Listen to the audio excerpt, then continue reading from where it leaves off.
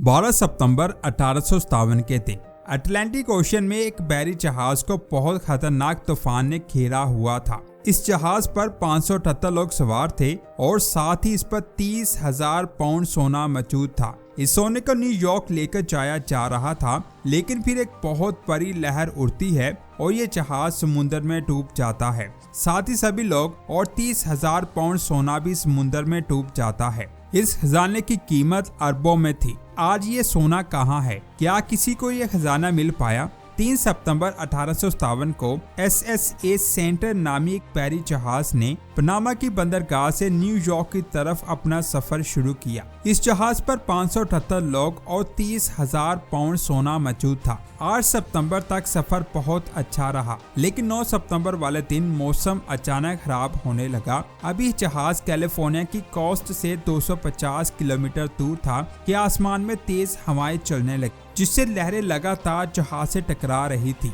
और हवा की स्पीड तेज होती जा रही थी। कैप्टन ने जहाज को स्टेबल रखने की बहुत कोशिश की, लेकिन जहाज स्टेबल नहीं हो रहा था। 11 सितंबर तक हालात और ज्यादा खराब हो गए। लहरों के लगातार टकराने की वजह से जहाज के पार्ट्स टूटने लगे, जिससे जहाज में क्रैक्स आने लगे और पानी जहाज के अंदर दाखिल होने लगा। इस वक्त जहाज में बैठा हर इंसान समझ चुका था कि हालात बहुत ज्यादा खराब हो चुके हैं। इस चीज को देखते हुए जहाज के कैप्टन ने लाइफ बोट्स को पानी में उतारा और सबसे पहले औरतों और बच्चों को इन बोट्स में चढ़ाया और इन्हें आगे रवाना कर दिया। लेकिन अभी भी जहाज पर 400 से 7 लोग मौजूद थे।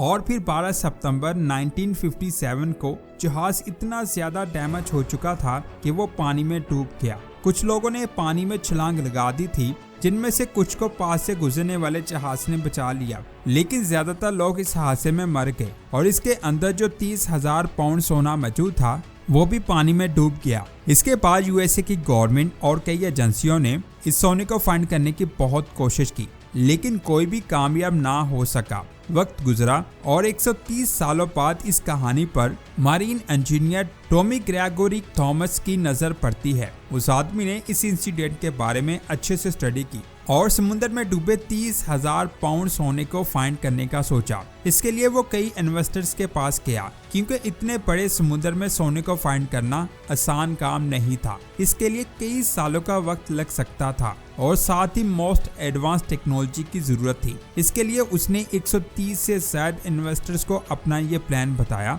और उनको सोने के तलाश के बाद बड़ा हिस्सा देने का वादा किया, जिसके बाद उसे $22 मिलियन मिल गए। और इसने 1985 में कुछ इंजीनियर्स के साथ मिलकर इस सोने को फाइंड करना शुरू कर दिया। इसने उस रास्ते को अच्छे से ट्रैक किया। यहाँ से जहाज गुजरकर न्यूयॉर्क की तरफ जा रहा था और उसने उस तूफान की तारीख को भी देखा और कई ऐसे पॉइंट्स का अंदाजा लगाया यहाँ तूफान समुद्र में उस दिन आया होगा। इसके बाद थॉमसन और उसकी टीम ने समुद्र को गहराई से स्टडी करने वाली बहुत एडवांस टेक्नोलॉजीज की मदद से इन सभी पॉइंट्स को डिटेल से डेप्थ में जाकर एक्सप्लोर करना शुरू कर दिया और 3 सालों तक वो सब सोने को फाइंड करते रहे, लेकिन थॉमस को सोना ना मिल सका। वो अपने इस मिशन को बंद करने वाला था, क्योंकि 3 सालों में बहुत ज्यादा खर्च हो चुका था और वो मजीद खर्चा नहीं करना चाहता था। लेकिन फिर कोलंबिया की सरहद से 250 किलोमीटर की दूरी पर उसने एक टारगेट लोकेशन पर रिसर्च करने के दौरान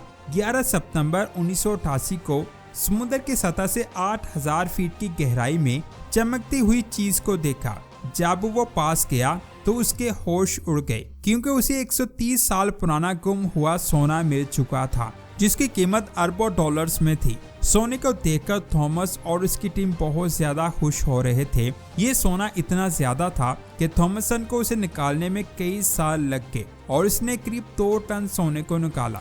इस खजाने में उसे कई चीजें मिली जो किसी खजाने से कम नहीं थी। इसके बाद बात करते हैं 1901 में डाइवर्स का एक ग्रुप समुद्र में कुछ तलाश कर रहा था, तो उन्हें समुद्र के नीचे कई लकड़ी के बॉक्स मिले। जब इन सारी चीजों को ऊपर लाकर देखा गया तो इसमें कई बर्तन और स्टैचूज शामिल थे। साथ ही एक ग्रीन कलर का टूटा हुआ बॉक्स भी मौजूद था। सबकी नजरें बर्तन और ज्वेलरी पर थी, लेकिन किसी ने उस ग्रीन कलर के बॉक्स पर ध्यान नहीं दिया। फिर एक दिन वो बॉक्स अचानक बीच में से टूट जाता है और उसके अंदर से एक छोटी सी डिवाइस निकलती है, जिसे इस वक्त आप अपनी स्क्रीन पर देख सकते हैं। शुरू में इसे घड़ी जैसी चीज समझा गया, लेकिन जब इस पर रिसर्च की गई तो सब हैरान हो गए, क्योंकि ये छोटी सी चीज आज से 5000 साल पहले बनाया गया एक कंप्यूटर था। इसके बाद एक जर्मन साइंसदान अल्बर्ट ने इस डिवाइस को स्टडी किया और कहा कि ये किसी तरह का क्लॉक या नॉर्मल डिवाइस नहीं है, बल्कि ऐसी डिवाइस थी जो सूरज, चांद और जमीन की पोजीशन को मॉनिटर करती थी। उस साइंसदान ने उस डिवाइस के एक टुकड़े पर एंशिएंट ग्रीक की जुबान में 19 लिखा हुआ देखा और वो समझ गया कि इसका ताल्लुक मेटलॉनिक साइकिल से है। मेटलॉनिक साइकिल 19 साल का ऐसा पीरियड था जिसमें सूरज, चांद और जमीन 19 साल बाद एक लाइन में आ जाते हैं। दोबारा इसी पोजीशन पर आने में इन्हें 19 साल लगेंगे और इस साइकिल का इस्तेमाल करके एंशिएंट ग्रीक के लोग कई सारी कैलकुलेशंस और पेशन गोई करते थे, जैसे चांद की पोजीशन के बारे में जानना और ग्रहण वगैरह के बारे में जानना। 19 नंबर के अलावा जर्मन साइंसदान को 2 नंबर और मिले थे, जिनमें 76 और 223 शामिल थे। इन दोनों नंबर्स का ताल्लुक सैरोस साइकिल से था, जिसे बेबीलोन के लोग इस्तेमाल करते थे। इस वक्त आप जिस तस्वीर को देख रहे हैं, उस जर्मन साइंसदान के हिसाब से वो डिवाइस ऐसी दिखाई देती होगी। उस साइंसदान को यकीन था कि इस डिवाइस से जमीन, सूरज और चांद के अलावा सोलर सिस्टम में मौजूद बाकी सितारों की हरकत को मॉनिटर किया जाता था। 1954 में एक ब्रिटिश साइंसदान सोलर प्राइस की नजर इस डिवाइस पर पड़ी। ये डिवाइस बहुत ज्यादा पुरानी थी और वक्त गुजरने के साथ साथ ये टूट रही थी। थोड़ा थोड़ा टूटते हुए इस डिवाइस के 82 टुकड़े हो चुके थे, जिनको डेरिक प्राइस ने 20 साल तक स्टडी किया और फिर 1974 में उसने एक रिसर्च पेपर पब्लिश किया, जिसमें इसके गियर को डिटेल से एक्सप्लेन किया गया था कि कौन सा गियर क्या काम करता था। उन सभी गियर में एक गियर 19 साल के साइकिल को कैलकुलेट करता था, जिसके बारे में जर्मन साइंसदान ने बताया था। यानी साइंसदान के मुताबिक भी ये डिवाइस सूरज, चांद और जमीन की डायरेक्शन को मॉनिटर करती थी। डेरिक ने इसका एक मॉडल बनाया था, जिसे आप स्क्रीन पर देख सकते हैं। एंशिएंट ग्रीक के मुताबिक सूरज, चांद और सोलर सिस्टम में मौजूद बाकी सभी सितारे जमीन के गिर्द ऑर्बिट करते थे। वक्त गुजरने के साथ साथ जैसे जैसे इंसान ने तरक्की की, एक्सरे मशीन भी एडवांस होती गई और इस मशीन के सभी गियर्स का 3D मॉडल बनता गया और फिर इस डिवाइस का ये मॉडल बनाया गया, जिसे आप स्क्रीन पर देख सकते हैं। इस डिवाइस के बीचों बीच आपको जो उभरी हुई बॉल जैसी चीज दिखाई दे रही है, असल में ये जमीन है, जिसे उस वक्त सोलर सिस्टम का सेंटर माना जाता था और जमीन के गिर्द कई डायल्स बने हुए थे, जिससे बाकी सितारों की पोजीशन के बारे में कैलकुलेट किया जाता था। जब साइड में लगे इस हैंडल को घुमाया जाता था तो ये गियर घूमते थे, यानी एक स्पीड के तहत ये सभी गियर बड़ी बॉल के गिर्द घूमते थे और कुछ कैलकुलेशंस के मुताबिक इस मशीन के जरिए उस वक्त लोगों को सितारों की पोजीशन के बारे में पता चल पाता। ये डिवाइस सेम ऐसे काम करती है जैसे आज एक वॉच करती है, जिसमें सेकंड वाली नीडल जब घूमती है तो साथ ही मिनट और घंटे वाली नीडल भी घूमती है, जिसकी वजह से इस डिवाइस को 5000 साल पुराना कंप्यूटर कहा गया। इसके बाद बात करते हैं 1963 में तुर्की का एक पोल्ट्री फार्मर बहुत ज्यादा परेशान था, क्योंकि उसकी मुर्गियां दिन ब दिन कम होती जा रही थी।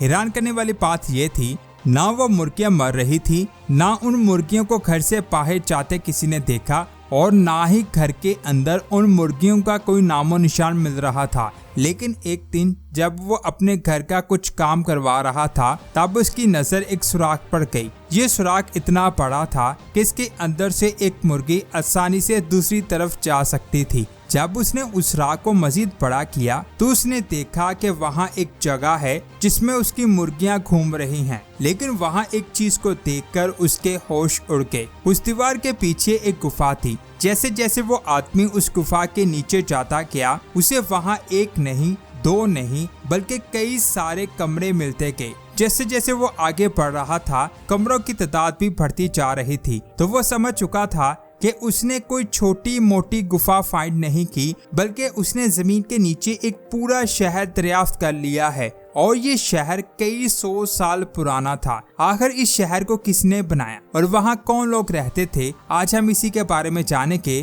तो पूरी वीडियो वॉच कीजिएगा और आप देख रहे हैं स्पेस वर्ल्ड। कुछ देर बाद वहाँ गवर्नमेंट की टीम पहुँच गई। जब उन्होंने उस जगह को मजीद एक्सप्लोर किया तो उन्हें पता चला कि उस पोल्ट्री फार्मर का अकेला ऐसा घर नहीं था यहाँ से उस सिटी के अंदर जाया जा सके, बल्कि उस एरिया में 600 ऐसे घर थे जिनसे जमीन के नीचे मौजूद उस सिटी में जाया जा सकता था और उन सभी लोगों को पता ही नहीं था कि वहाँ कोई शहर मौजूद है। लेकिन यहाँ सोचने वाली बात यह है कि क्या ये कोई इत्तेफाक था? आप जरा खुद सोचें कि 600 घरों में एक शहर के अंदर जाने का रास्ता कोई इत्तेफाक नहीं हो सकता, और वो भी ऐसी गुफा का रास्ता यहाँ पूरे का पूरा शहर बस सकता था। इन गुफा को स्टडी करने के बाद उन लोगों ने कहा कि यहाँ कम से कम 20,000 लोग पूरे सिटी में फैलकर आराम से रह सकते हैं। इस सिटी को डेरनी क्यू का नाम दिया गया। जब उन लोगों ने इस सिटी की मैपिंग की तो उनके रोंगटे खड़े हो गए। इस सिटी का आप एक रफ मॉडल देख सकते हैं। साइंसदानों ने यहाँ पर कुल 18 मंजिलें डिस्कवर की थी जो जमीन से 280 फीट नीचे तक जाती हैं। जमीन के अंदर ये सिटी इतने शानदार तरीके से बनाया गया था कि यहाँ शहर के हर हिस्से को कनेक्ट करने के लिए शानदार टनल को बनाया गया था। यहाँ पर मौजूद हर एक कमरा और चैम्बर इतना ज्यादा खुला था कि इसमें एक बड़ी फैमिली आसानी से रह सकती थी। अगर इस शहर के सभी कमरों को जोड़ा जाए तो यहाँ हजारों की तादाद में लोग आसानी से रह सकते थे। अब आप सोच रहे होंगे कि जमीन के अंदर उन लोगों को हवा कैसे जाती होगी। इसके लिए पूरे शहर में 15,000 से ज्यादा 10 सेंटीमीटर के शाफ्ट देखे गए हैं जिससे हवा पहले फ्लोर तक आसानी से जा सकती है। इसके अलावा 8वें फ्लोर तक भी वो सारी फैसिलिटीज मौजूद हैं जिनसे वहां आसानी से रहा जा सकता है। 8वें फ्लोर से आगे वाले फ्लोर्स को जरूरत की चीजों को रखने के लिए इस्तेमाल किया जाता था या फिर उन फ्लोर्स को लोगों को कैद करने के तौर पर इस्तेमाल किया जाता था। इन गुफा का स्ट्रक्चर इतना कमाल का है कि साइंसदान सोच में पड़ के कि आज से कई सौ साल पहले जब टेक्नोलॉजी नाम की कोई चीज नहीं थी तब लोगों ने जमीन के नीचे इतना जबरदस्त शहर कैसे बना लिया।